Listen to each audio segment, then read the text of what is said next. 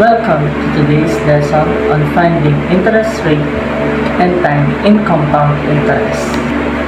In this video, we'll walk you through the key formulas that we're using to find the interest rate and time problems, along with some examples problem for you to try yourself.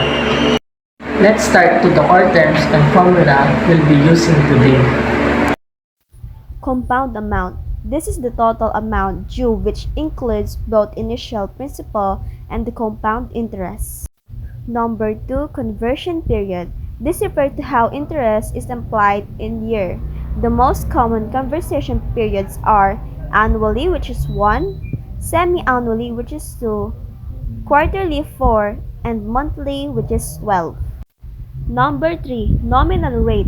This refers to the rate of borrowing and usually quoted as an annual interest rate unless otherwise specified. Number 4, periodic rate. This refers to the interest rate per conversion period.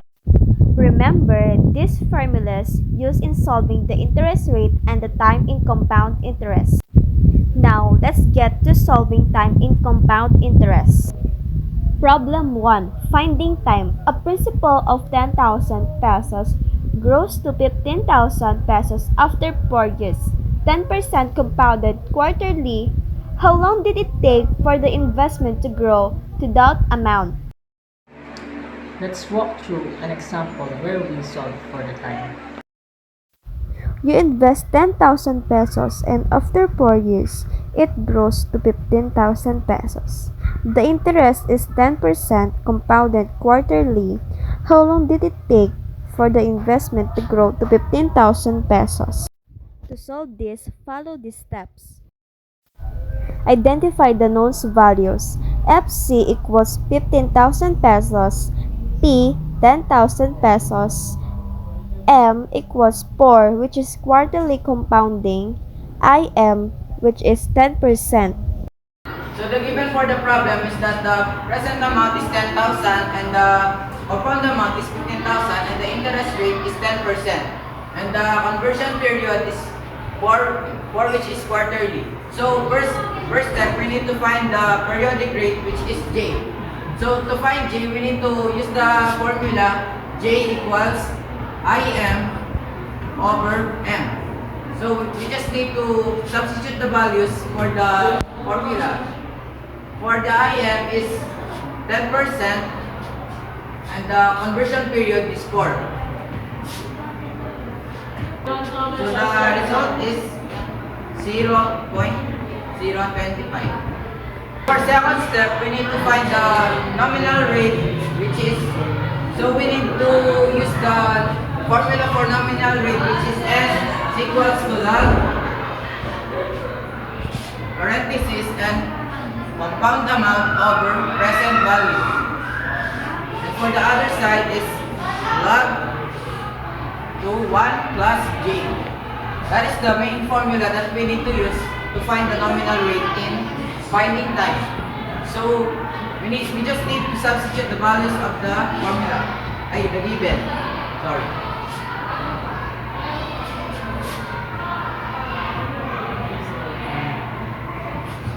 So we just need to substitute them to the formula.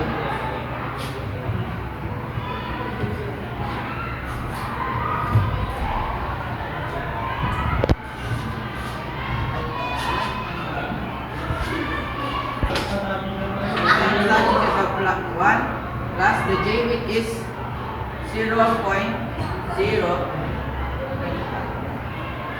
Sorry. So we just need to compute them in a calculator. So for M log 15,000 divided by 10 is equals to. So to get this, we just need to use the calculator and type log parenthesis and 15,000 divided by 10,000. So the result is 0.17609.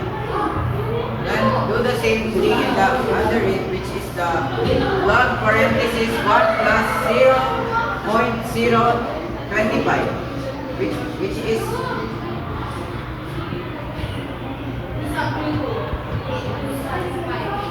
so we just need to divide these two and get 16.43 for the nominal rate.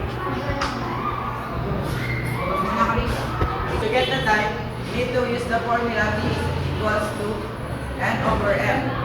We just need to substitute the given values. So N is equals to 16.43.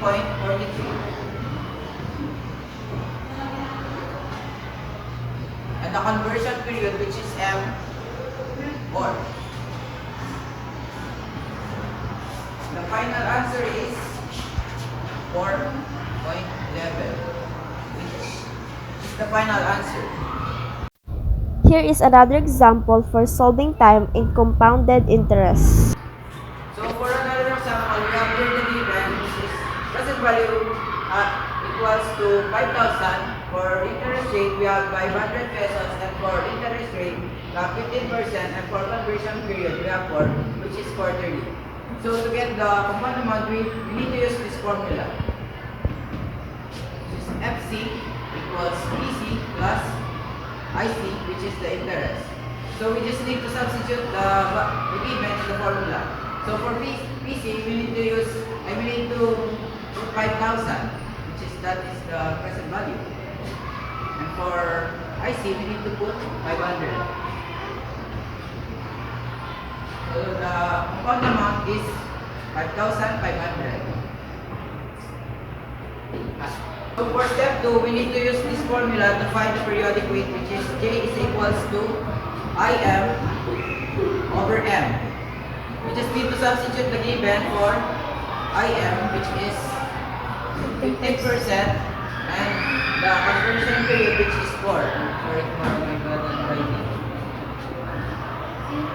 So the answer is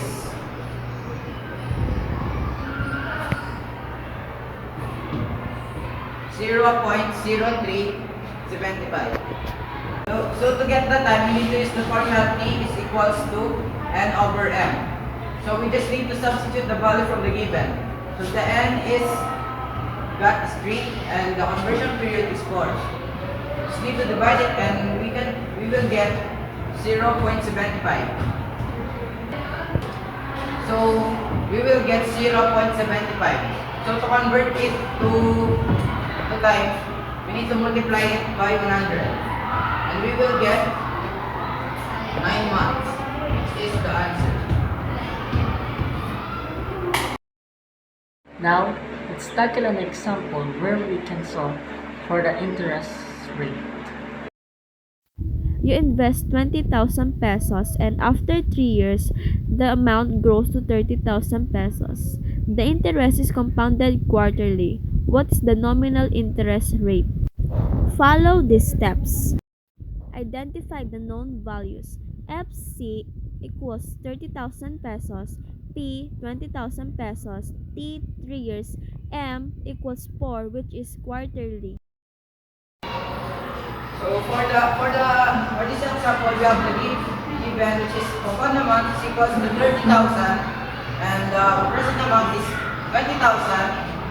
The T is equals to 3 years and conversion period is 4, which is quarterly. So the first step is we need to find the nominal rate, which is to find it we need to use the formula N is equals to ME. We just need to substitute the given into the formula. So N is equals to M 4 is multiplied by 3. So the nominal rate is 12.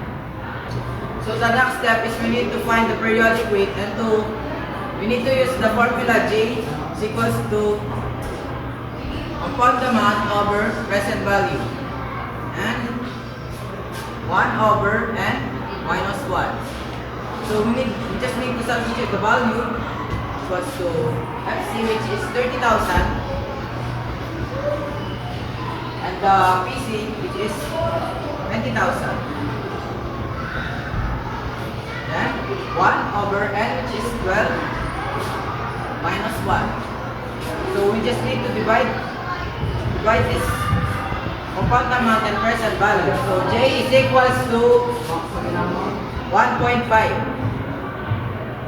to 1 divided by 12, which is 0.833 minus 1. We just need to simplify. So J is equals to, correct,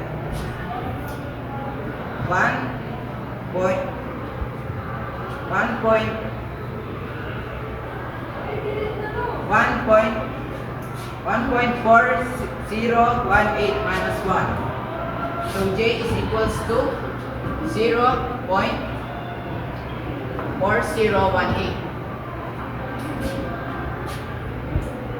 So for the final step, to find the interest rate, we need to use the formula I raised to M is equals to conversion period multiplied by periodic rate.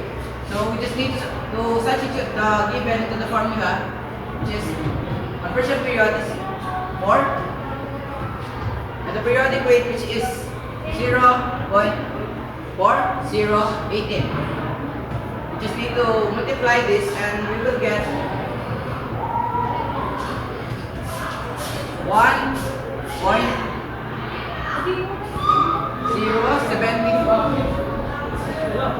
To convert it to percent and to finally get our interest rate, we need to multiply it by 100. But we don't need to write that. So the answer is 160.72%. And that's the interest rate. Good job everyone! We have gone through how to solve for the time and interest rate in compound interest problems. Remember, the key is practicing these steps so you can confidently handle compound interest problems or calculation.